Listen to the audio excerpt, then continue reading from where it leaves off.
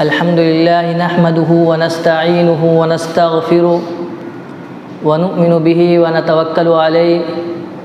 ونعوذ بالله من شرور أنفسنا ومن سيئات أعمالنا من يهده الله فلا مضل له ومن يضلله فلا هادي له ونشهد أن لا إله إلا الله وحده لا شريك له ونشهد أن سيدنا ومولانا وحبيبنا وشفيعنا محمد وبارك وسلم تسليما كثيرا كثيرا أما بعد فأعوذ بالله من الشيطان الرجيم بسم الله الرحمن الرحيم ذلك الكتاب لا ريب فيه هدى للمتقين وقال تعالى في موضع آخر إنا أرسلناك شاهدا ومبشرا ونذيرا وداعيا إلى الله بإذنه وسراجا منيرا وبشر المؤمنين بأن لهم من الله فضلا كبيرا وقال تعالى إنا نحن نزلنا الذكر وإنا له لحافظون وقال النبي صلى الله عليه وسلم خيركم من تعلم القرآن وعلمه واعلموا أن رسول الله صلى الله عليه وسلم فقال فإن خير الحديث كتاب الله وخير الهدي هدي محمد صلى الله عليه وسلم وشر الأمور محدثاتها وكل محدثة بدعة وكل بدعة ضلالة وكل ضلالة في النار رب اشرح لي صدري ويسر لي أمري واحلل عقدة من لساني يفقهوا قولي اللهم صل على سيدنا ومولانا محمد في أول كلامنا اللهم صل على سيدنا ومولانا محمد في أوسط كلامنا اللهم صل على سيدنا ومولانا محمد في آخر كلامنا دنیا کے شاعروں کا دیوان پڑھ کے دیکھو دنیا کے شاعروں کا دیوان پڑھ کے دیکھو پھر اس کے بعد رب کا قرآن پڑھ کے دیکھو آنکھیں بھی ہوں گی ٹھنڈک دل بھی بنے گا گلشن تم صرف ایک بار سورہ یاسین پڑھ کے دیکھو یا رب مجھ پر کرم تو اگر کرے وہ بات دے زباں پہ جو دل پر اثر کرے یا الہی ہمیں عامل قرآن کر دے پھر نئے سرے سے مسلمان کو مسلمان کر دے محترم حضرات اور سامعین کرام آج کے مبارک جمعہ میں آپ حضرات کے سامنے قرآن کریم کی فضیلت عظمت اور اس کی اہمیت پر کچھ عرض کروں گا اور اس کی انقلابی تاثیر کو بیان کروں گا دعا فرمائے کہ اللہ تبارک و تعالی ہم سب کو عمل کرنے کی توفیق عطا فرمائے میرے بھائیو اور دوستو قرآن پاک دنیا کی سب سے مقدس کتاب ہے ہمیں چڑھتے سورج کی طرح یقین ہے کہ اس کا ایک ایک حرف سچا اور صادق ہے وہ قرآن پاک جس کی زبان مقدس بیان مقدس اور جو فصاحت و بلاغت کا ٹھاٹے مارتا سمندر ہے جس کے متعلق ارشاد ربانی ہے کہ قرآن وہ کتاب ہے جس کے صادق اور برحق ہونے میں کوئی شک و شبہ نہیں اور جس کے بارے میں محسن انسانیت حضور پاک صلی اللہ علیہ وسلم نے ارشاد فرمایا کہ تم میں سب سے بہتر وہ شخص ہے جو قرآن کو سیکھے اور سکھائے یہ نہیں فرمایا کہ جس کے پاس مال و دولت زیادہ ہے وہ بہتر ہے یہ نہیں فرمایا کہ جس کے پاس کار کوٹھی بنگلے ہے بڑی بڑی فیکٹریاں ہے یا جس نے دنیاوی علوم کے اندر بڑی بڑی ڈگریاں حاصل کر لیا ہو وہ تم میں سب سے بہتر ہے یہ نہیں فرمایا بلکہ فرمایا خیرکم من تعلم القرآن وعلمہ کہ تم میں سب سے بہتر شخص وہ ہے جو قرآن کو سیکھے اور سکھائے دعا کیجئے کہ اللہ تبارک و تعالی ہم سب کو قرآن پاک کی دولت سے مالا مال فرمائے دوستو یہ قرآن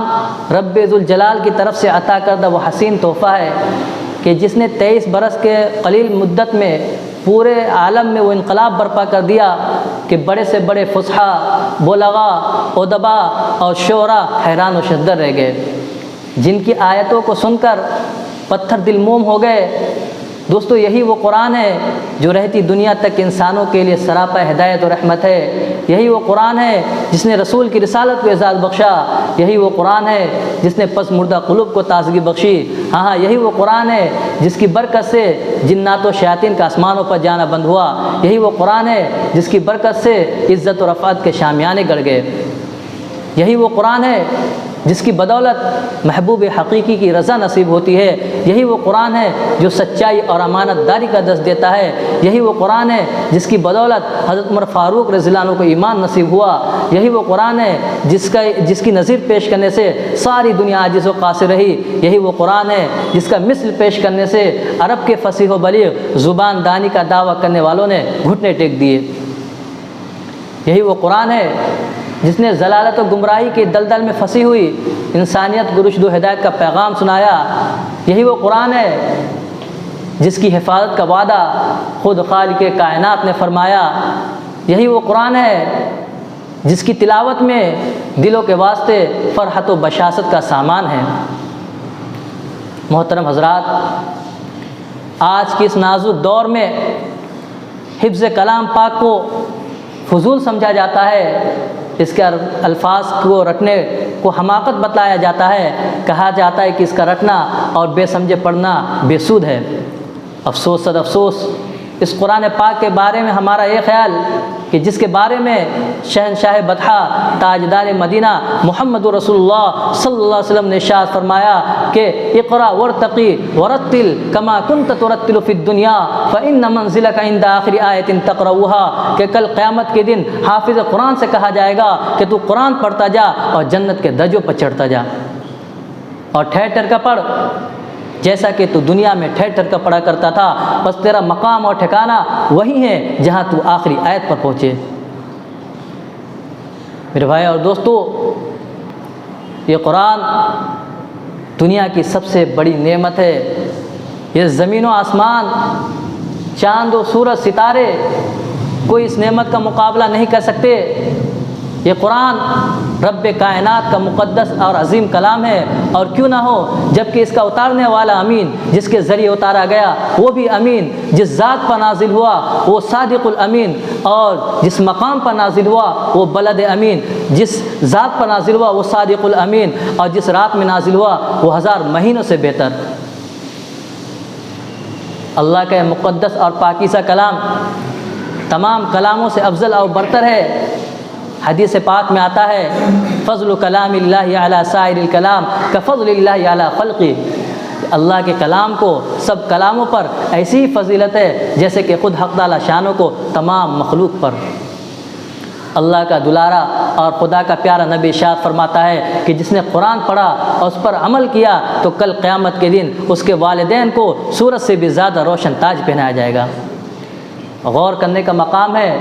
سوچنے کا مقام ہے کہ جب اس کے والدین کو اس گرا قدر انعام سے نوازا جائے گا تو خود پڑھنے والے کے مقام و مرتبہ کا کیا عالم ہوگا۔ میرے بھائی اور دوستو، قیامت کا میدان ہوگا،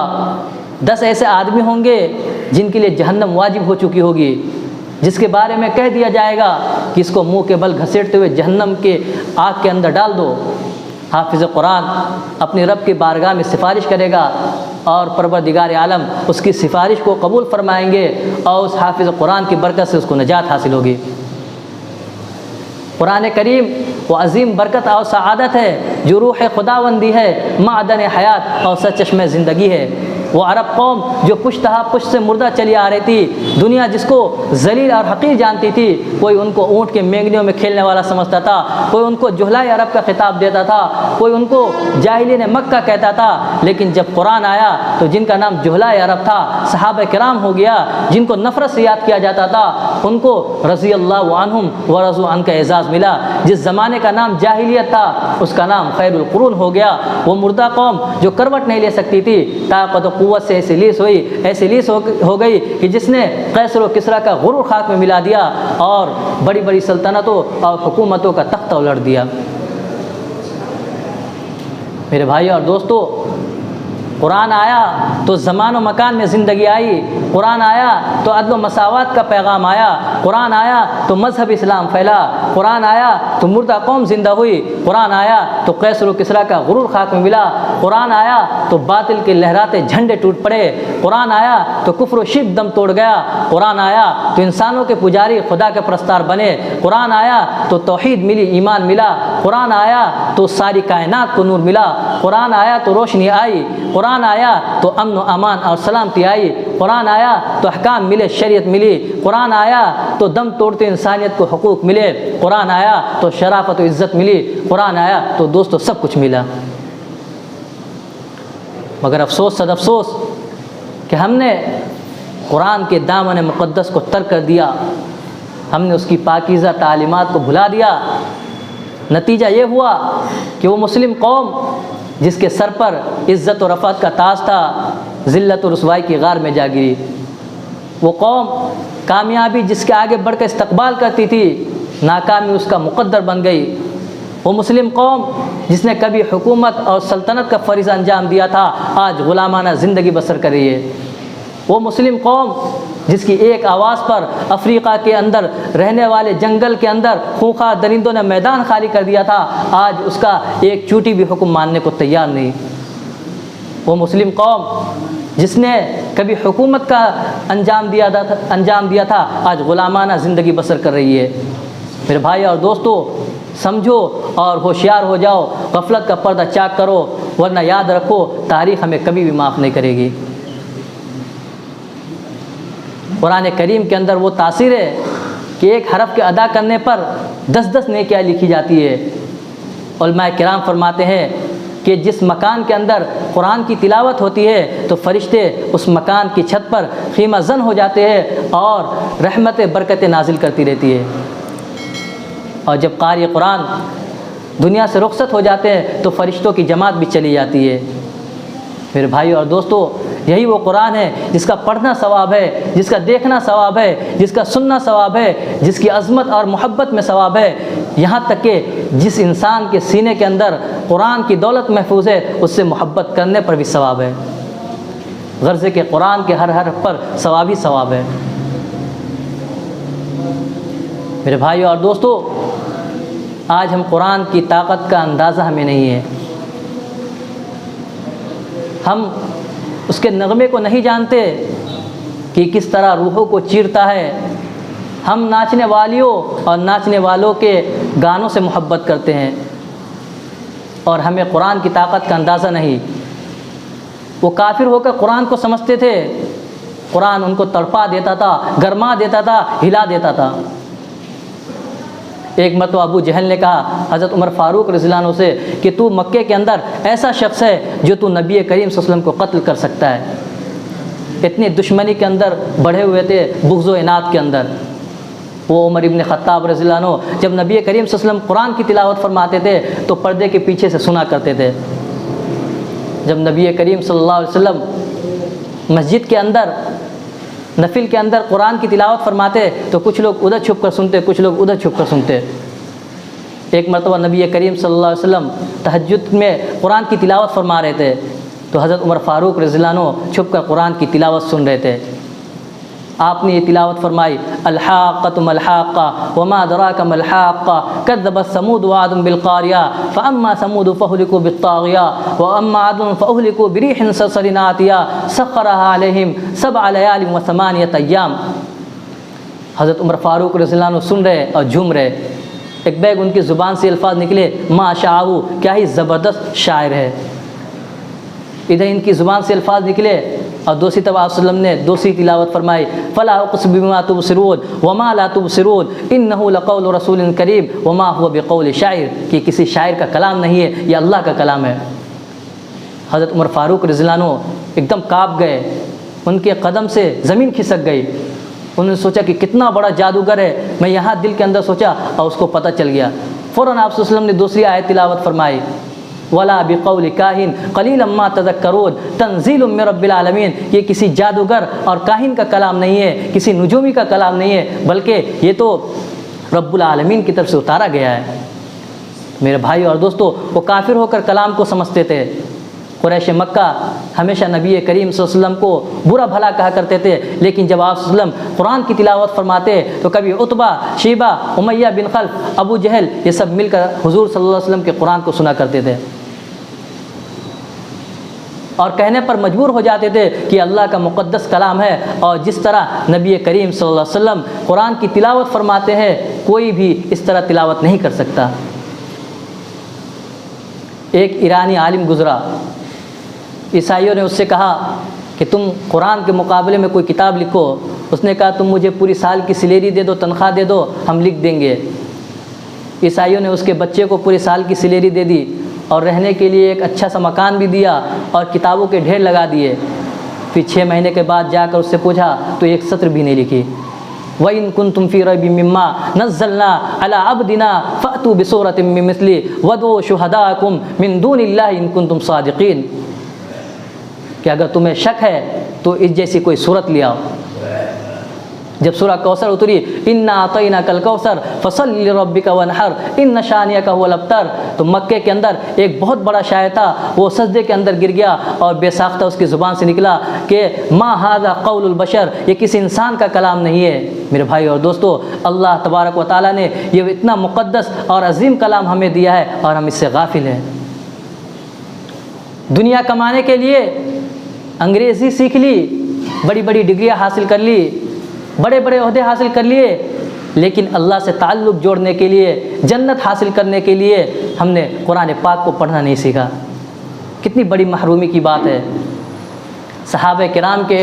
کتب خانے میں قرآن پاک کے علاوہ کوئی کتاب نہیں تھی، وہ اسی کو لے کر آگے بڑھے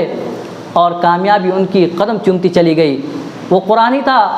جس کی برکت سے بدر کے میدان میں 313 نے مکہ کی قسمت پلٹ ڈالی۔ آج ہم کروڑوں میں ہیں مگر دوسری قومیں ہم پر سوار ہے، جان ہماری محفوظ نہیں، مال ہمارا محفوظ نہیں، عزت و آبرو سے ہماری کھلواڑ ہے، نہ ہماری مساجد محفوظ ہے، نہ ہمارے مدارس محفوظ ہے، ظلم و ستم کی چکی ہمارے لیے گھوم رہی ہے۔ دوستو، ایک دور تھا کہ مسلمانوں کا مقابلہ حامان بن ولی سے ہوتا ہے، اس دشمن خدا اور دشمن رسول کے پاس طاقت اور قوت ہے، 60,000 فوج کا لشکر جرار ہے، اسلام کی فوج 10,000 ہے۔ اسلامی فوج کے کمانڈر حضرت خالد بن ولید ہے، مسلمانوں کو اس کا بھی علم نہیں کہ دشمن کے پاس کتنی فوج ہے۔ مشورہ ہوتا ہے، حضرت خالد بن ولید سے کہا جاتا ہے کہ آپ 300 آدمی لے کر جائیں اور پتہ لگائے کہ دشمن کی فوج کہاں ہے، اس کی تعداد کتنی ہے اور اس کے پاس سامان کیا ہے۔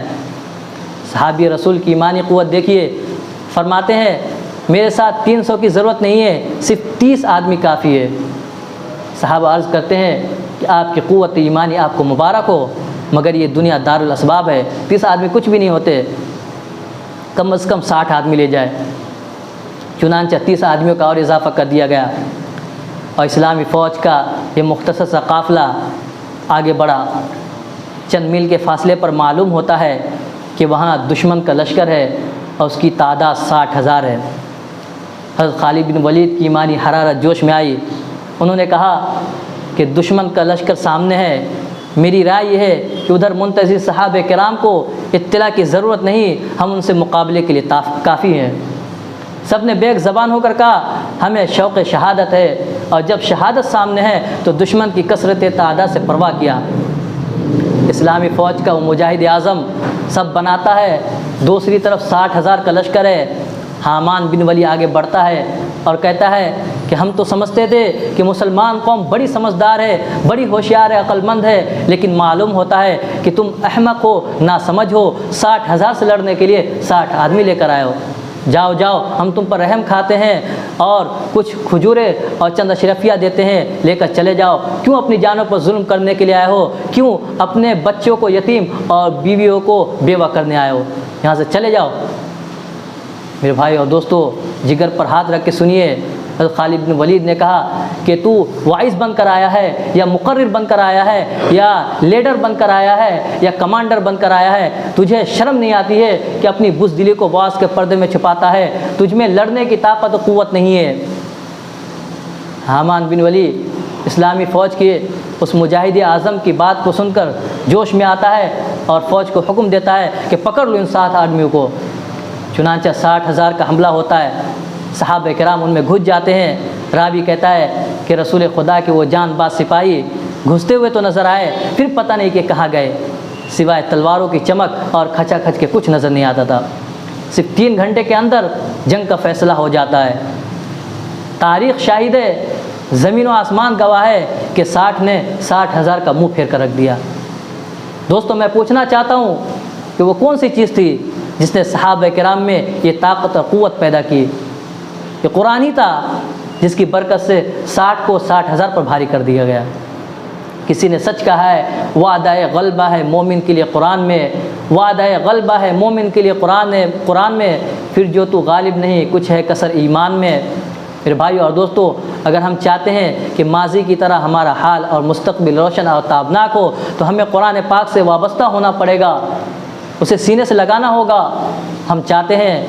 کہ دنیا کی طرح اگر آخرت بھی ہماری سنور جائے تو قرآن پاک کی تعلیمات پر عمل کرنا ہوگا۔ خدا نخواستہ اگر ہم نے اپنے بچوں کو 2 پیسے کے لالچ میں، دنیا کی محبت میں قرآن سے دور رکھا، دین سے دور رکھا، اور ہماری نظر آخرت کی نعمتوں کے بجائے دنیا کی ڈگریوں پر رہی، تو یقین مانیے کہ اللہ کے یہاں جواب دینا ہوگا۔